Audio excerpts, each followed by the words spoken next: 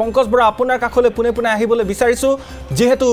দীৰ্ঘদিনীয়া এটা আসলতে আলোচনা আজি চূড়ান্ত হৈছে কিছু মুহূৰ্তৰ পূৰ্বে দুয়োটা দলৰ মাজত আসন ভাগ বাটোৱাৰ সিদ্ধান্ত চূড়ান্ত হৈছে ইতিমধ্যে 10টা সমষ্টি এৰি দিছে বুলি জানিব পৰা গৈছে আৰু কি সমষ্টি অসম জাতীয় পৰিষদক কংগ্ৰেছে এৰি দিব ইয়াৰ সমান্তৰালভাৱে ৰাইজৰ দলৰ ক্ষেত্ৰত কংগ্ৰেছে কেনেকুৱা ধৰণৰ স্থিতি গ্ৰহণ কৰিব আপোনাৰ পৰা গোটেই তথ্যখিনি জানিব বিচাৰিছো পঙ্কজ বৰা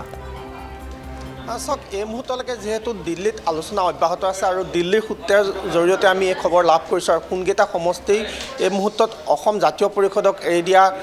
ইতিমধ্যে নিশ্চিত হৈছে সেই তথ্য আমাৰ হাতত আহি পৰিছে আৰু আমি সেই সমষ্টিসমূহত কোনে অসম জাতীয় পৰিষদৰ হৈ প্ৰতিদ্বন্দ্বিতা কৰিব তাৰ তথ্য লাভ কৰিছোঁ আৰু সেইখিনি আমি আমাৰ দৰ্শকসকলক জনোৱাৰ কাৰণে চেষ্টা কৰিম কিন্তু সমান্তৰালকৈ আপুনি যিটো প্ৰশ্ন উত্থাপন কৰিছে অতি গুৰুত্বপূৰ্ণ ৰাইজৰ দলৰ সন্দৰ্ভত কিন্তু আমাৰ হাতত যি তথ্য শেহতীয়াকৈ আহিছে সেই সন্দৰ্ভত মিত্ৰতা হ'ব নে নহ'ব এতিয়ালৈকে নিশ্চিত কোনো ধৰণৰ কথা হোৱা নাই এতিয়াও ৰাইজৰ দলৰ কিছু সময়ৰ পূৰ্বে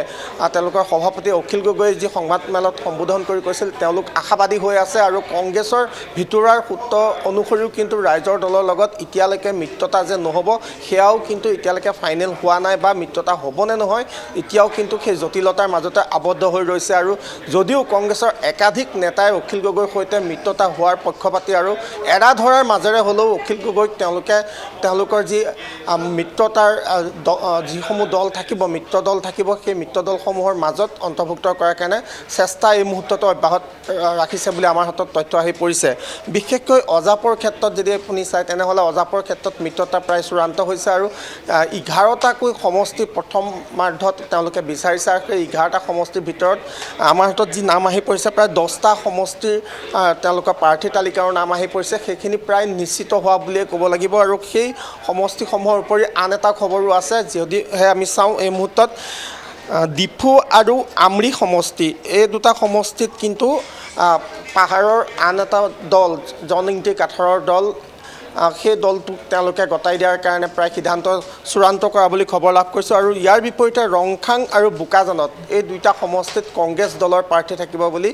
নিশ্চিত সিদ্ধান্ত হৈছে বুলি আমি জানিব পাৰিছোঁ আৰু এই সন্দৰ্ভতো কিছু সময়ৰ পূৰ্বে মুখ্যমন্ত্ৰীও এনেধৰণৰ বক্তব্য কৰিছিল কিন্তু এই মুহূৰ্তলৈকে দলৰ ভিতৰৰ চৰাৰ পৰা যি খবৰ আহিছে কংগ্ৰেছ দলৰ ভিতৰৰ চৰাৰ পৰা যি খবৰ আহিছে সেই অনুসৰি ৰংখাং আৰু বোকাজানত কংগ্ৰেছ দলৰ প্ৰাৰ্থী থাকিব আৰু ডিফু আৰু আমৰি সমষ্টিত জনইন্টি কাঠাৰৰ দলৰ প্ৰাৰ্থী থাকিব বুলি আমি জানিব পাৰিছোঁ কিন্তু সেইখিনি কথা আনুষ্ঠানিক এই মুহূৰ্তলৈকে হোৱা নাই আৰু যদিহে আপুনি এজেপিৰ কথা লক্ষ্য কৰে তেনেহ'লে খোৱাঙত লুৰিণজ্যোতি গগৈ শদিয়াত জগদীশ ভূঞা ডিব্ৰুগড়ত মাইনাক পাত্ৰ সৰুপথাৰত জীৱন চুতীয়া ব্ৰহ্মপুৰত ৰাজেন গোহাঁই গুৱাহাটী চেণ্ট্ৰেলত KN চৌধুৰী পলাশবাৰীত পংকজ লোচন গোস্বামী বজালীত দিলীপ বৰুৱা বিনাকান্দিত ৰেজাউল কৰিম চৌধুৰী মৰিগাঁও আৰু অথবা ধেমাজি এই দুটা আসনৰ ভিতৰত এই দুখন আসনৰ ভিতৰত এখন আসন ইতিমধ্যে এজেপিয়ে দাবী কৰিব বিচাৰিছে আৰু মৰিগাঁৱত তেওঁলোকৰ সম্ভাৱ্য প্ৰাৰ্থী বাণী দাসৰ কথা কোৱা গৈছে আৰু ধেমাজিত নৰেন কুমাৰ পাউৰ কথা কোৱা গৈছে আৰু ইয়াৰ উপৰিও বৰাকত তেওঁলোকে এখন আসন দাবী কৰিছে সেয়া তেওঁলোকৰ দাবী মানি ল'ব নে নলয় সেই কথা এতিয়ালৈকে নিশ্চিত হোৱা নাই আৰু তেওঁলোকে কৈছে যে বৰাকৰ পৰা এখন আসনত এজেপিয়ে তেওঁলোকে প্ৰাৰ্থিত্ব আগবঢ়াব খোজে গতিকে বৰাকৰ আসনখন কোন হ'ব কি হ'ব সেইখিনি কিন্তু এই মুহূৰ্তলৈকে নিশ্চিত হোৱা নাই কিন্তু যদিহে আপুনি এই তালিকাখন লক্ষ্য কৰে তেনেহ'লে কেইটামান সমষ্টি যিকেইটা প্ৰত্যাশিত আছিল শদিয়া বা খোৱাঙৰ কথা আমি ক'বলৈ বিচৰা নাই কিন্তু সৰুপথাৰ সমষ্টিটো যদি চাই অতিকে গুৰুত্বপূৰ্ণ সমষ্টি সৰুপথাৰত বৰ্তমান যিহেতু বিজেপি দলৰ বিধায়ক আছে আৰু গোলাঘাটৰ অন্যতম 5টা সমষ্টিৰ ভিতৰত সৰুপথাৰটো হয় আৰু সেই সৰুপথাৰ সমষ্টিটো অসম জাতীয় পৰিষদক এৰি দিয়াটো নিশ্চিত হোৱাটোৱে কিন্তু বিশেষ ইংগিত বহন কৰিছে একেদৰে গুৱাহাটী চেণ্ট্ৰেলত KN চৌধুৰীৰ নামটো যিহেতু পোহৰলৈ আহিছে আৰু গুৱাহাটীৰ যিকেইটা সমষ্টি আছে অতিকে গুৰুত্বপূৰ্ণ হয় নিৰ্বাচনৰ সময়ত আৰু KN চৌধুৰী যিহেতু তেওঁৰ নাম ইতিমধ্যে প্ৰায় নিশ্চিত হোৱা বুলি আমি তথ্য লাভ কৰিছোঁ একেদৰে পলাশবাৰীত পংকজ লোচন গোস্বামী আৰু বজালীত দিলীপ বৰুৱাৰ কথাটো কিন্তু পূৰ্বৰ পৰাই চৰ্চিত হৈ আছিল বজালীত তেওঁৰ প্ৰাৰ্থিত্ব প্ৰায় নিশ্চিত হোৱাৰ কথাটোৱে আৰু ব্ৰহ্মপুৰত প্ৰাক্তন সাংসদ তথা কেন্দ্ৰীয় মন্ত্ৰী আৰু বৰ্তমান এজেপিৰ গুৰুত্বপূৰ্ণ নেতা ৰাজেন গোহাঁইৰ প্ৰতিদ্বন্দ্বিতা প্ৰায় নিশ্চিত হৈছে গতিকে এইসমূহ সমষ্টি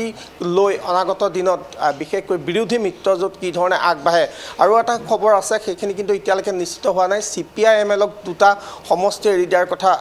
পোহৰলৈ আহিছে কংগ্ৰেছ দলে আৰু CPM-ক সৰভোগ সমষ্টিটো অৰ্থাৎ নৱগঠিত যি পাটাচাৰকুচি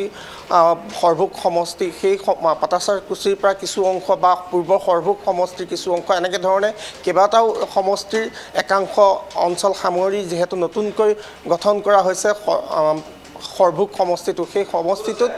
সৰভোগ ভৱানীপুৰ হিচাপে চিহ্নিত হৈছে ভৱানীপুৰৰ যথেষ্টখিনি অংশ তাত সন্নিৱিষ্ট হৈছে সেই সমষ্টিটোত কিন্তু বৰ্তমানৰ যিগৰাকী বিধায়ক মনোৰঞ্জন তালুকদাৰ তেওঁলৈ এৰি দিয়া বুলি খবৰ আহিছে কিন্তু সেইখিনি তথ্য এতিয়ালৈকে নিশ্চিত হোৱা নাই আৰু যিহেতু এতিয়াও মই কৈছোঁ যে কংগ্ৰেছৰ স্ক্ৰিনিং কমিটি বৈঠক এতিয়াও অব্যাহত আছে প্ৰতিটো সমষ্টিত কংগ্ৰেছ দলৰ প্ৰাৰ্থী কোন কোন হ'ব প্ৰত্যেকটো সমষ্টিৰ বিপৰীতে আমাৰ হাতলৈ যি খবৰ আহিছে কিছুমান একোজন প্ৰাৰ্থীয়ে ওলাইছে আৰু আন কিছুমান সমষ্টিত কিন্তু কংগ্ৰেছ দলৰ 2-3জনকৈ প্ৰাৰ্থীৰ তালিকাও তেওঁলোকে প্ৰস্তুত কৰিছে গতিকে তন্নকৈ পৰীক্ষা কৰি থকা হৈছে আৰু বিশেষকৈ যিহেতু প্ৰিয়ংকা গান্ধীৰ যিটো দল বা প্ৰিয়ংকা গান্ধী নিজেও আহি পেলাই ততাতৈয়াকৈ তেওঁলোকৰ যিসকল নেতাক মাতি নিছিল সেইসকল নেতাৰ লগত তেওঁলোকে আজি পৰে পৰা যি বৈঠক সেই বৈঠক অব্যাহত আছে আৰু ৰাইজৰ দলৰ সৈতে মিত্ৰতা হ'ব নে নহয় কিন্তু সেই ক্ষেত্ৰত এতিয়া কোনো ধৰণৰ নিশ্চিত খবৰ অহা নাই পংকজ বৰা এই মুহূৰ্তত সবিশেষ তথ্যখিনি জনোৱাৰ বাবে আপোনাক এই মুহূৰ্তত ধন্যবাদ জ্ঞাপন কৰিছোঁ আৰু এই মুহূৰ্তত পুনৰবাৰ দৰ্শকসকলক জনাব বিচাৰিছোঁ এটা বিগ পলিটিকেল ব্ৰেকিং নিউজ ইতিমধ্যে কংগ্ৰেছ আৰু অসম জাতীয় পৰিষদৰ আসন ভাগ বটোৱাৰাৰ ফৰ্মুলা চূড়ান্ত কৰা হৈছে মিত্ৰতাৰ সূত্ৰে যিহেতু 12টা সমষ্টি অজাপক এৰি দিব লাগিব বুলি কোৱা হৈছিল ইতিমধ্যে ইয়াৰে ভিতৰত 10টা সমষ্টি চূড়ান্ত কৰিছে কংগ্ৰেছ দলে মিত্ৰতা সূত্ৰে ইতিমধ্যে 10টা সমষ্টি কংগ্ৰেছ দলে এৰি দিছে অসম জাতীয় পৰিষদক বিশেষকৈ খোৱাং শদিয়া আৰু ডিব্ৰুগড় একেদৰে সৰুপথাৰ সমষ্টি ব্ৰহ্মপুৰ সমষ্টি ইতিমধ্যে চূড়ান্তভাৱে এৰি দিয়া হৈছে অসম জাতীয় পৰিষদক গুৱাহাটী চেণ্ট্ৰেলত KN চৌধুৰী পলাশবাৰীত পংকজ লোচন গোস্বামী বজালীত দিলীপ বৰুৱা বিন্নাকান্দি সমষ্টিত ৰেজাউল কৰিম চৌধুৰী হ'ব দলটোৰ প্ৰাৰ্থী একেদৰে মৰিগাঁৱত বাণী দাস আৰু ধেমাজিত নৰেন কুমাৰ পাও প্ৰাৰ্থী হোৱাৰ সম্ভাৱনা আছে